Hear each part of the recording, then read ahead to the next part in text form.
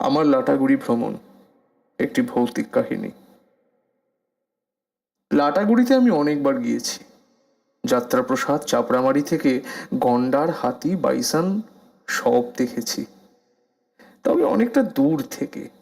Adventure তেমন হয়নি। তাই আমি ঠিক করলাম গভীর রাত্রিতে লাটাগুড়ি জঙ্গলে ঘুরতে যাব। আমি আমার গাইড মিস্টার তরফদারকে বললাম। মিস্টার তরফদার বললেন, দেখুন, রাত্রিবেলা জঙ্গল কিন্তু খুব রিস্কি। দিনের বেলায় জঙ্গলের এক রূপ, রাত্রিবেলায় জঙ্গলের আর এক রূপ, খুব ভয়ানক। আমি বললাম, আমি জঙ্গলের ওই ভয়ানক রূপটাই তো দেখতে চাই, জীবন তো একটাই। উনি বললেন, ঠিক আছে, তবে নেক্সট পূর্ণিমায় চলে আসুন। তবে রাত্রিবেলায় জঙ্গলে কিন্তু গাড়ি ঢুকবে না, পায়ে হেঁটে ঘুরতে হবে। আমি বললাম, আমি রাজি আছি। আমি পূর্ণিমাতে লাটাগুড়ি পৌঁছে গিয়েছি। মনের মধ্যে একটা অ্যাডভেঞ্চার ঘুরপাক খাচ্ছে। জানি না আজকে রাত্রিতে কি হবে। আমি লাটাগুড়ি রিসোর্টে E209 নাম্বার রুমে ছিলাম। রাত্রি 11টার সময় কলিং বেলে আওয়াজ হলো। আমি দরজা খুললাম। দেখলাম 18-19 বছর বয়সের একটা মেয়ে, গায়ের রং শ্যামবর্ণা। আমি জানতে চাইলাম, তুমি কে? ও উত্তর দিল, আমি আমি মিস্টার তরফদারের মেয়ে নীলিমা। উনি আজকে একটা বিশেষ কাজে আটকে পড়েছেন, তাই আমি আপনাকে জঙ্গলে গাইড করব। আমি রেগে গেলাম। বললাম, তুমি একটা বাচ্চা মেয়ে, আমাকে জঙ্গলে গাইড করবে? আমি মিস্টার তরফদারকে ফোন করলাম, কিন্তু ফোন আউট অফ রিচ।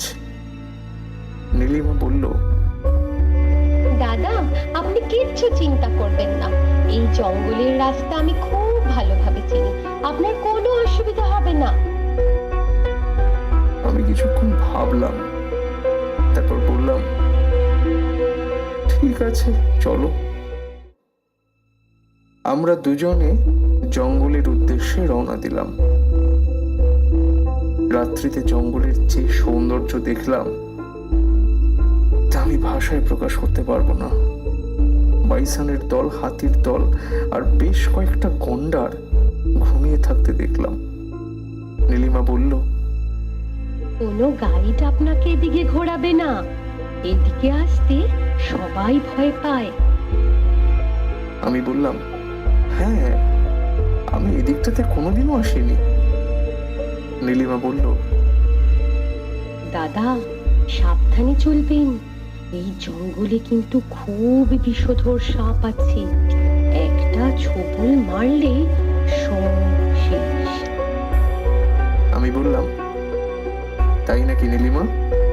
তোমার এখানে ভয় করে না? ও বলল, আমার আর হারানোর কিচ্ছু নেই। এখন এই জঙ্গল আমার সবকিছু। নীলিমার কথার হেয়ালি আমি বুঝতে পারলাম না। ডান দিকের জঙ্গলটা দেখলাম আরো বেশি ভয়ানক। আমি বললাম, চলো ওদিকটাতে ঘুরে আসি। নীলিমা বলল, না না দাদা, ওদিকে যাবেন না। ওদিকে একটা পাগল হাতি আছে, মানুষ দেখলেই তেড়ে আসে। আমরা দুজনে মিলে পুরো রাত্রি সেই জঙ্গলের সৌন্দর্য উপভোগ করতে লাগলাম। ভোর হলো, আকাশে সূর্য উঠল। নীলিমা বলল, দাদা, এবার আমাকে যেতে হবে। নীলিমা আমাকে মেন রাস্তায় পৌঁছে দিল। তারপর কিছু না বলেই উল্টো দিকে চলতে শুরু করলো। আমি ওকে ডাকলাম, কিন্তু ও শুনলো না। অদ্ভুত মেয়ে। আমি লাটাগুড়ি রিসর্টে পৌঁছে গিয়েছি। খুব ক্লান্ত লাগছে, তাই একটু ঘুমিয়ে পড়েছি। হঠাৎ কলিং বেলের শব্দ। ঘড়িতে তখন 11টা বাজে। আমি দরজা খুললাম। মিস্টার তরফদার ভেতরে ঢুকলেন। উনি বললেন, mister Adhikari, I am extremely sorry, কালকে রাত্রে আসতে পারিনি। অ্যাকচুয়ালি আমার ছেলে খুব অসুস্থ হয়ে পড়েছিল কালকে রাত্রে, ওকে হসপিটালাইজ করতে হয়ে গিয়েছিল। আমি বললাম, আমার কোনো অসুবিধা হয়নি। আপনার মেয়ে নীলিমা আমাকে জঙ্গলে খুব ভালো গাইড করেছে। উনি হঠাৎ খুব রেগে গেলেন, বললেন, আপনি কি আমার সাথে ইয়ার্কি করছেন?